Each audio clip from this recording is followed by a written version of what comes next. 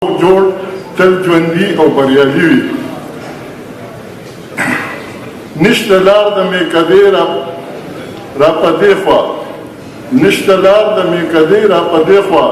ژوند پیکه دی د توبې نه را په دې خوا، نشته لار د میکدې نه را په دې خوا، ژوند پیکه دی د توبې نه را په دې خوا. او په یارانو کې خپل غم غلطومه، بل ځای نشته د حجرې نه را په دې خوا. دا د اباسین شعرونه وي. د پښتنو د دې لیونو ځوانانو په ګرد پښتونخوا کې د معیاري ادب د تخلیق سره د بیدارۍ ویښتیا تحریکونه په خپلو سیمو کې، کالجونو، یونیورسټو کې د خپل دور د نابغه استادانو په لارښودنه په یوازې ځان خپلو وسیلو راوچت کړل. دیر، ملکن، بټخیله، درګۍ، سوات، بولیر، مردان، ثوابې، چارسده، نوخار، پبو، پېښور، خیبر، درادمخیل، کوټ، کرک، بنو، ټل، کوټه، لورولای، کراچۍ، اسلام آباد، سرا، عرب اماراتو، دوبۍ او لندن کې ادبي تنظیمونه جوړ کړل او ادبي مجلې راویستې. په دغه دور کې د ښاغلي سلیم راز پښتو علمي کانفرنس، د پښتو ادبي سوسایټۍ اسلام آباد، خوشحال رحمان سیمینار، د کام قلم ثوابې، ګڼ شمېر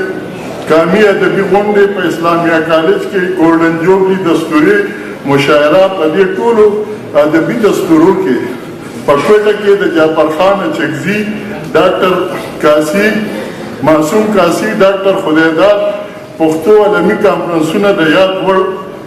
هم دي. په دغه مهال ښاغلي اباسین یوسفزي په شخصي اساس په خپل کلي خانپور دی خپل کلي خانپور تحصیل ادینځای کې یو داسې مشاعره را جوړه کړې وه چې دغسې مشاعره او ادبي دستوره له دې نه وړاندې او وروستو ما په خپل ژوند کې نه ده لیدلې. دغه مشاعره کې د لر او بر د استادانو، شاعرانو، ادیبانو سره د دغه وخت ټول ځوانانو، شاعرانو، ادیبانو ګډون کړی و او د عزیزي تحصیل هر کلي نه په ډاډسنونو کې ولس راغلی و. د مشاعرې د ختمېدو پورې تر سهاره موجود و. دغې مشاعرې ته مونږ د محترم هاشم بابر په مشرۍ کې غني خټک، زه، اکبر سیال راغلي وو. ما ته یاد شي چې ډېر زړه راښکونکی کلیوال ماحول و او هاشم بابر اعلی سرکاري افسر و، د پښتنو د مړۍ کورنۍ غړی و. نو سره د ملګري اباسین یوسفزي او مونږ ټول د محترم هاشم بابر صاحب نه تاویدو چې چېرته دې خفه نه شي. خو دغه وخت هغه په بړک بړک وخاندل، ویل به دا د پښتنو اصل ماحول دی، زه خو ترې خوند اخلم. زما روح نن ډېر خوشحاله دی. ښاغلي اباسین ډېر لوی او تاریخي کار کړی دی.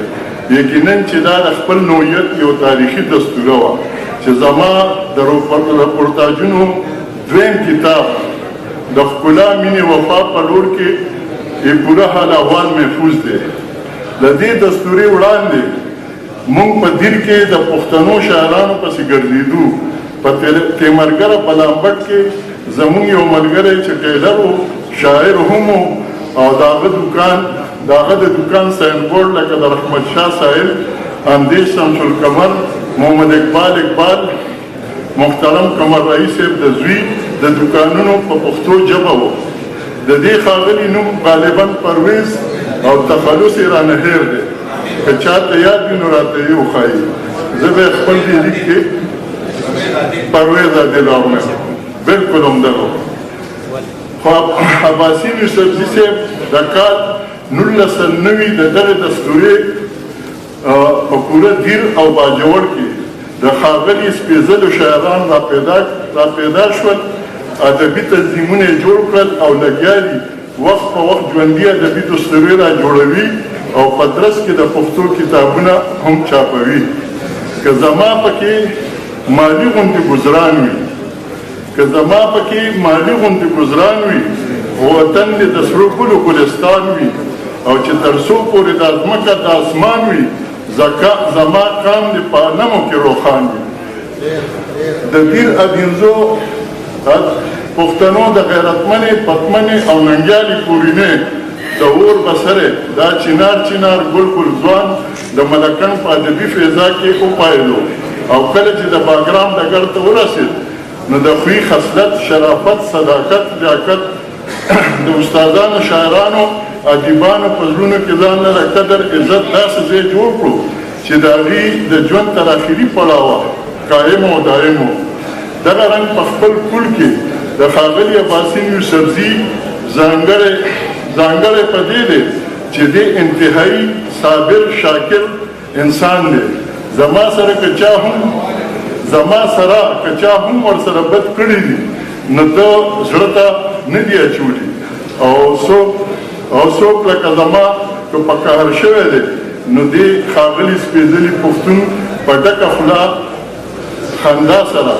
ترې دواړه لاسه راچاپېره کړي دي او سینې سره یې جوخ کړی دی د خاورو په کورونو کې اوسېږو